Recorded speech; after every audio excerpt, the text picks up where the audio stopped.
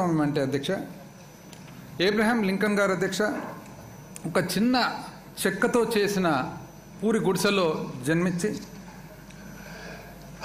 United states of అమెరికాకు 1861 సంవత్సరం నుంచి 1865 వరకు 16వ రాష్ట్రపతిగా పనిచేయడం జరిగింది అధ్యక్ష. తానే ఎడ్యుకేట్ చేసుకొని చదువుకొని ఒక లాయర్గా, ఒక పార్టీ లీడర్గా, అదేవిధంగా ఒక శాసనసభ్యునిగా తాను ఎదిగాడు అధ్యక్ష. చాలా ఇబ్బందికరమైన పరిస్థితి అధ్యక్ష.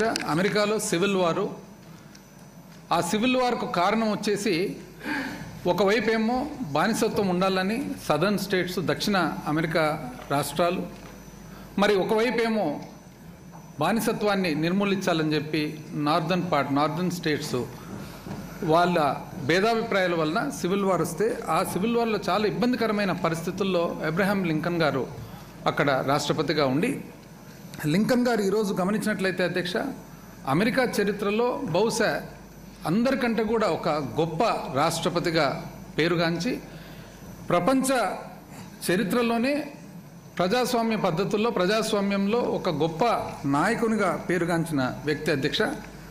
తాను అధ్యక్ష గెటిస్బర్గ్ అడ్రస్ అని చెప్పి ఒక గొప్ప స్పీచ్ ఇవ్వడం జరిగింది అధ్యక్ష. ఇది నవంబర్ 19, 1863లో గెటిస్బర్గ్ అనే ఊరు అధ్యక్ష, పెన్సిల్వేనియా అనే స్టేట్లో గెటిస్బర్గ్ అనే ఊరిలో తాను ఈ స్పీచ్ ఇస్తాడు అధ్యక్ష. గెటిస్బర్గ్ ఆ సివిల్ వార్లో ఏదైతే ఉందో అతి గొప్ప యుద్ధంగా ఉండి ఎంతోమంది చనిపోతారు అధ్యక్ష. చనిపోయినప్పుడు యూనియన్ తరఫున, అంటే అమెరికాలో ఉండే నార్దర్న్ స్టేట్స్ తరఫున ఎవరైతే చనిపోయిన వాళ్ళు ఉన్నారో వాళ్ళకి నివాళులు అర్పించేదానికి ఆ స్పీచ్ ఇస్తే, ఆ స్పీచ్లో అంటాడు అధ్యక్ష, urge the nation to ensure that these dead shall not have died in vain, that this nation under God shall have a new birth of freedom, and the government of the people, by the people, for the people shall not perish from the earth. ఎవరైతే చనిపోయినారో యుద్ధంలో వాళ్ళ చావు ఎట్టి పరిస్థితుల్లో కూడా వృధా కాకుండా వాళ్ళ సేవ ఏదైతే ఉందో ఆ సేవ వలన ఒక కొత్త దేశం ఏర్పడుతుంది.